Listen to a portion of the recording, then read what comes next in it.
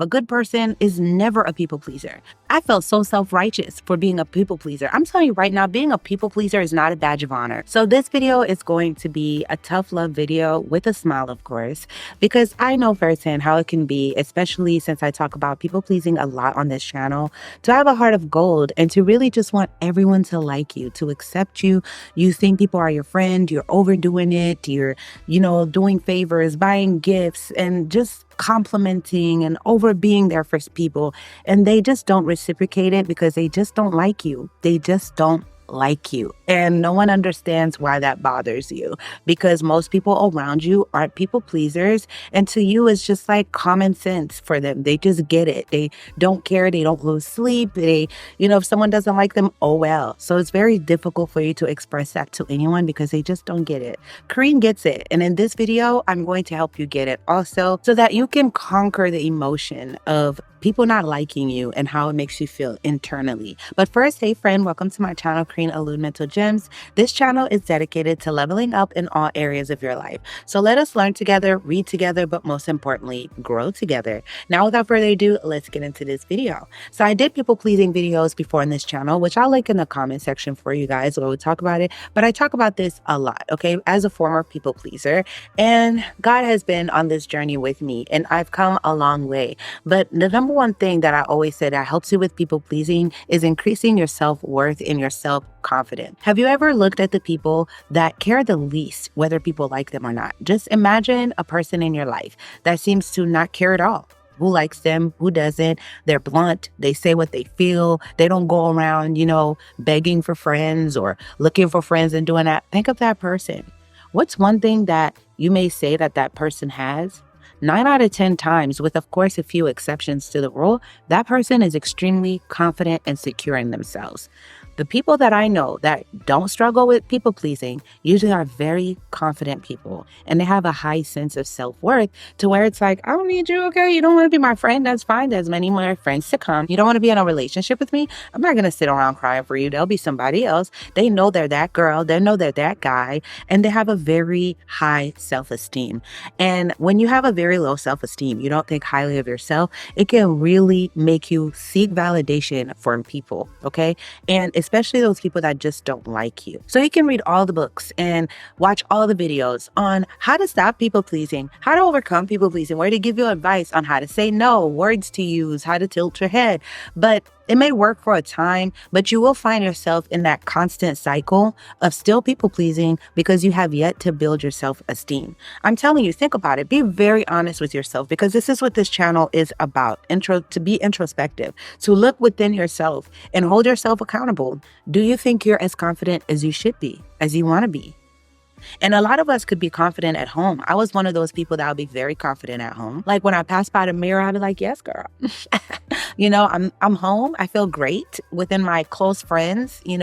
I'd feel very confident. But then when I got out there to the world, to other people, and other people looking at me, I will shrink. I will become a shell of myself. I doubt what I'm saying. Am I doing too much? And watch my facial expression. I started overthinking everything. And I realized I'm not as confident as I should be. I should be out in public and walk into a room and be okay. Not arrogant, not cocky, but like, I know I'm that girl, within myself. I've made that work within myself to be that. And I'm not saying to be cocky and arrogant. There's a difference. Just stop caring if people like me or not when I grew my self-esteem. That's number one. You just always know. You always know in your heart.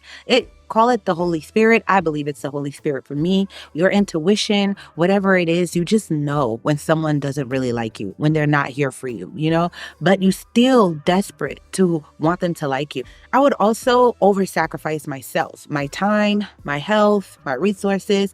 I was always available for a favor. And even if I was deep in work and I had a lot to do, I always picked up the phone. And I would always, if I missed a call, I made sure I called right away.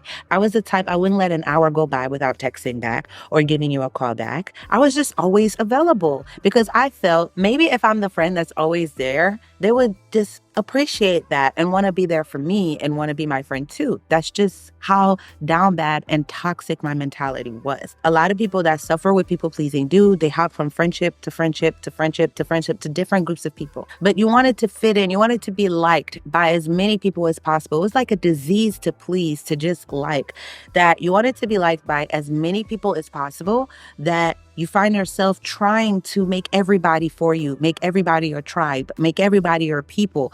And I just couldn't understand the concept that everybody won't like you. Everybody is not for you. Everybody's not your tribe. Even my videos is not for. It might be just things that is out of my control that they don't like. Maybe they don't like the shape of my head. Maybe they don't like my face. Maybe they don't like my voice. Maybe they don't like the way my outfit looks, how slow I talk, certain words, or the color of my skin. You don't know. There's things that are out of your control and you can't help it. Think of yourself. Do you like everybody you come across? Do you?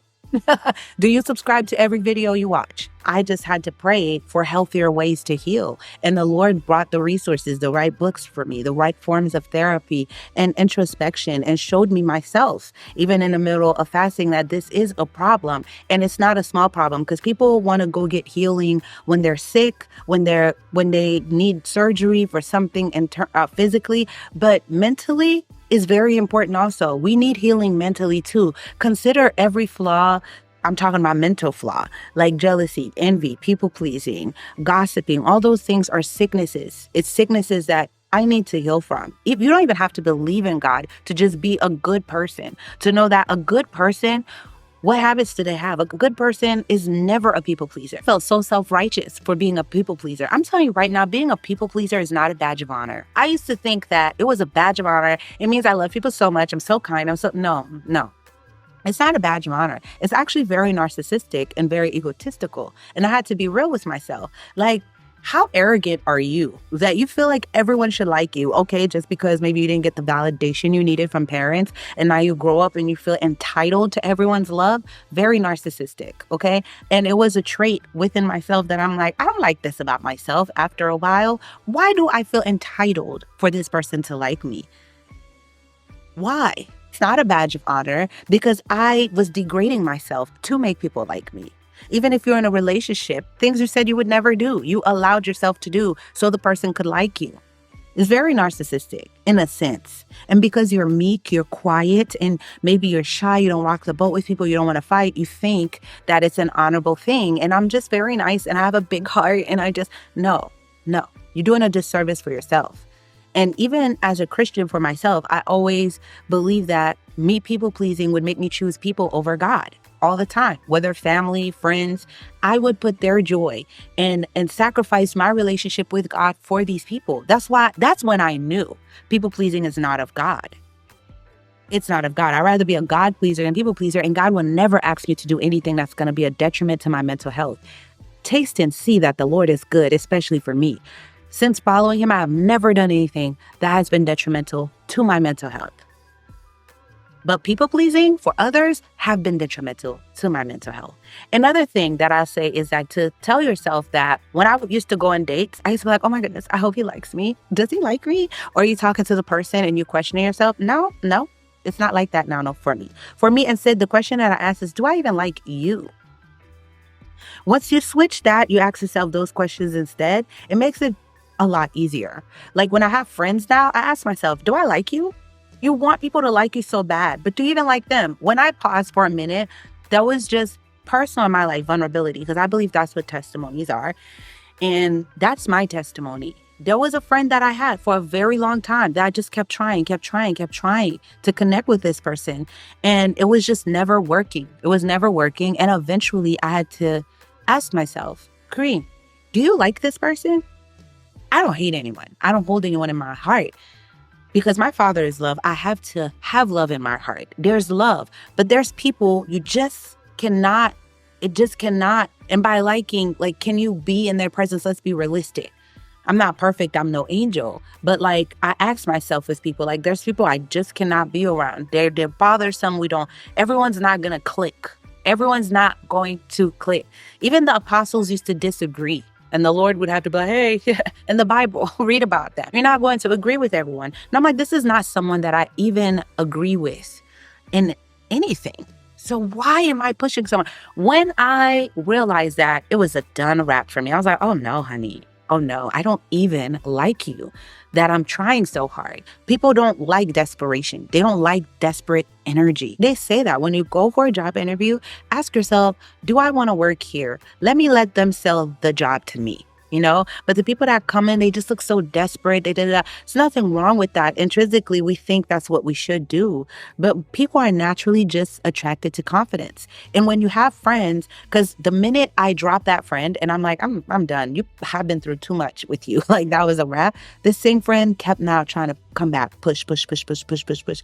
And I'm just like, I don't want it, because now I don't have the desperate energy. I don't really care to be your friend. And it's not in a mean way. I'll be nice. I'll be cordial. Hey, girl, whatever.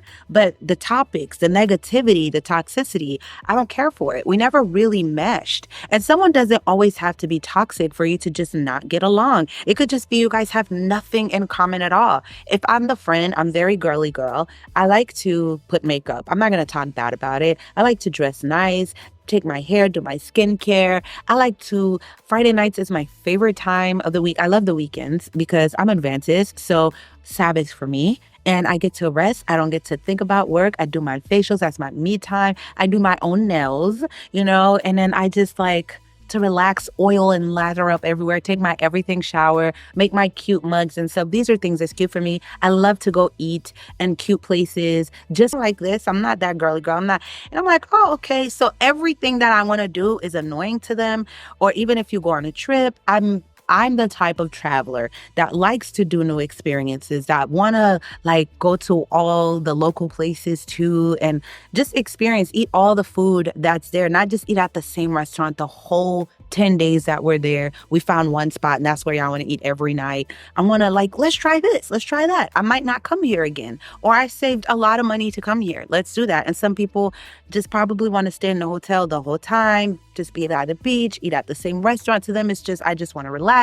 There's nothing wrong with that. That's why I say it doesn't necessarily have to be that the person is toxic, that you don't mesh with them. It could just be that, hey, the way she travels, the things she likes, the books she reads, the conversations she's interested in, the topics, I'm the complete opposite. We just really would have nothing to talk about. I would be bored out my mind, and we're just not for each other. And if we go out, I probably prefer to just wear jeans and a t-shirt, messy bun up, and I don't want to go anywhere fancy.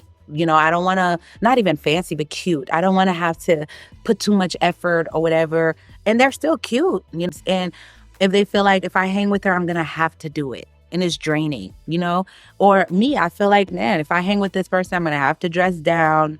I'm going to have to sit on, I'm not a sit at your couch all day type of friend. If I something, let's do some activity. I can't do the routine of coming to your house every weekend, just sitting there. I feel like I'm wasting time. I like to be out and energetic. And some people, we have to accept people for who they are. And we have to be like, okay, this is who the person is. This is who I am. And it's okay. We don't mesh. It's like being in a relationship. Sometimes you break up with a person. It's not because they cheated on you. It was toxic. You literally are just not compatible. You just don't like the things they like. Maybe they're a great person, but you're very spiritual and they're not. And it's going to be annoying over time. Since I cut this dead weight, I see the difference in myself. I see now I could really be who I want to be. I can dress how I want to dress and not have to worry about someone being intimidated by it or this and that. I can go eat the places I want to eat, travel the places I want to travel. And the friends that are with me, I know genuinely want to be here. They have the same vision, the same mind. We talk about the same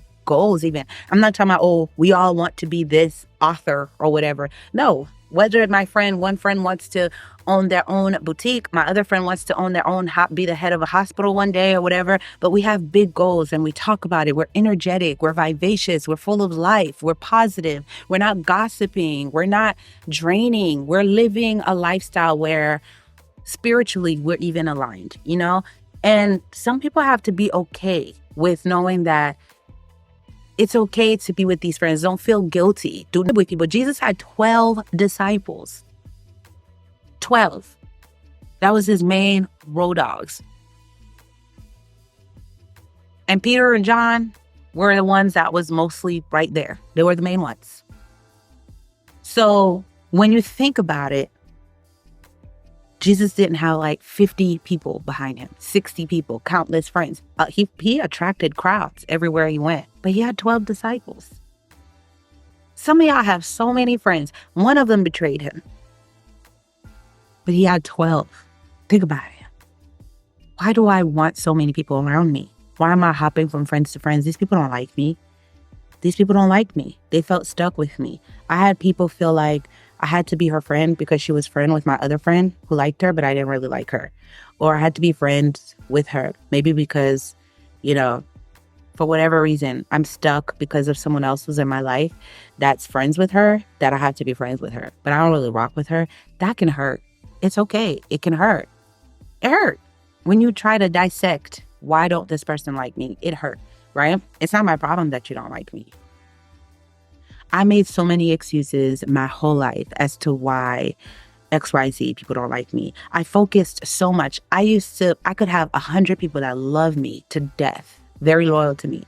But I focused so much on the 3 people that hated my guts. That's how it was. I believe Dorothy Dandridge said it, that she would get 1,000 positive reviews and focus on the 1 negative review, forgetting the 1,000 positive reviews. And a lot of times we do that. I don't count my blessings enough. I have people around me that genuinely care for me, but I'm still stuck on these 2-3 people that just doesn't like me. And I'm determined to make them like me. I'm bending over backwards, killing myself to let them like me. It's embarrassing. I'm embarrassed. It was desperate. It was desperate energy, just desperate for them to like me. And then just a month later or 2 months later, they just drop me. Or they start a drama or a rumor or something about me, or they disrespect me, come at me disrespectfully, talk to me crazy, and just mistreat me like I was a second-class citizen. And I'd be like, confused. That was desperate. And guess what? When they apologize, I would go back. They wouldn't even apologize because they felt the need to apologize. Because I was so desperate and I had desperate energy, I would manipulate people into apologizing to me. That's so crazy desperate, where I would find ways to get you to see that I'm hurt and apologize to me, be my friend again, and force them to see their way. It was never natural for them to just apologize naturally because they want to. It had to be like an extreme thing that happened, and it just sucked. But now, once you realize these people don't like you and you're giving off a desperate energy, because that was the reality check for me. God is my biggest validation. I don't mean to just keep talking about him in every video like this, but how could I not? Because that's been the biggest transformation in my life personally, if I'm giving you my testimony, is the closer I keep getting to him, the less I really care. My motto is, will people be hurt? Yes, if I move different. But they will be okay. And an adult try to manipulate me, I'll just be like, you know what? You will cry, but you will be okay. You're not going to cry forever. You're an adult. You're going to know how to soothe yourself and figure it out. And I figured that people figure themselves out a lot. People thrive. They latch onto your niceness. People love nice people. People love people pleasers. Because they know they could get anything out of them. They can manipulate them. They can get all the favors in the world. You're going to buy them all the nice stuff. They love that. They love nice people. They're betting on your niceness. They benefit from it. But they don't really like you. You're just around for what? To make their life easier. And if you can't see that, honey, I don't know what to tell you. They don't really like you. They don't care for you. And that's a tough truth to realize. Anyone that you became friends with, or you got into a relationship with because you kept chasing and pursuing and forcing it, never really likes you. Think about it.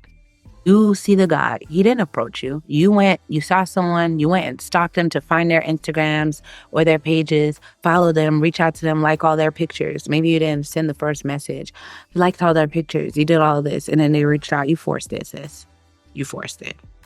You forced it. Friends, you forcing, let's go out to lunch. You always calling, you always doing that. You forcing it. You forcing it. Granted, yeah, some people really just be busy and they don't have time like that. People that are busy, because I used to be the type, I didn't understand it until it became me. When I became the busy person, the busy friend, I was just so annoyed that people wasn't getting it. And I just would wish sometimes people would just leave me alone, like get it and leave me alone, you know? But then I realized to myself that, dang, when someone doesn't reach out to me, I'm not going to assume that they just don't like me. They might be busy, but you know what else they need? If they're that busy that they're not responding, they need me to leave them alone. And if I called you once, I called you twice, I won't call you a third time. After that, it's up in the air. If you never call me again, well, then that's just what it is. You know what I mean? People want to be left alone too. They do. And you're not leaving them alone. I don't know what to tell you. I'll work on another video on signs that a person, coming next week, that a person really don't like you. But this was just like a pep talk with the people pleasing, with the desperate energy. Stop being desperate. Stop people pleasing. It's embarrassing. It really is. You have to really be embarrassed. That's when it stops. I was really embarrassed. I purposely developed this habit where even if I'm free, I'm not going to respond right away to anybody. I'm not going to pick up just right away, even if I'm free. Because I'm like, I don't ever want to give anyone that habit for it to be like that. And as a people pleaser too, which is just desperate and embarrassing, just even being available, I made a habit of saying no too, even if I could do it sometimes. And I know that's not necessarily the Christian thing to do, because God says if it is in your power to do something for someone, do it. But I realized that these people weren't genuinely always in need. Any little inconvenience they had, let's call Corinne, she has time to fix it when I didn't have time. And it was at my own detriment. And the Lord, like I said, never asks you to destroy yourself for others. So I really had to learn to just say no for stuff. Now I genuinely can't. I just can't. I'm too busy to do stuff, but I'm just not as available. You're not going to be available for every lunch, every brunch, every outing, every phone call. I mean, we're getting older, the older you get, especially once you start having a life, it just will not be the same. Months can go by and it's okay. And that's okay. I didn't used to think that was okay. People could easily guilt trip me into feeling away. But now I feel like people can't really do that because it's kind of like I said what I said. I'm not available, But yeah, you just set yourself up to be used. That's it. You set yourself up to be a doormat, guys. But I love you guys so much. Thank you for watching until the end. A thumbs up, share with somebody, leave a comment. Let's grow our community. If you watch until the end, leave a yellow heart in the comments since I am wearing yellow. I love you guys so much. Or red. I think my lipstick is red enough. I don't know. Red and yellow comment in the comments. I love you guys so much. Until next time.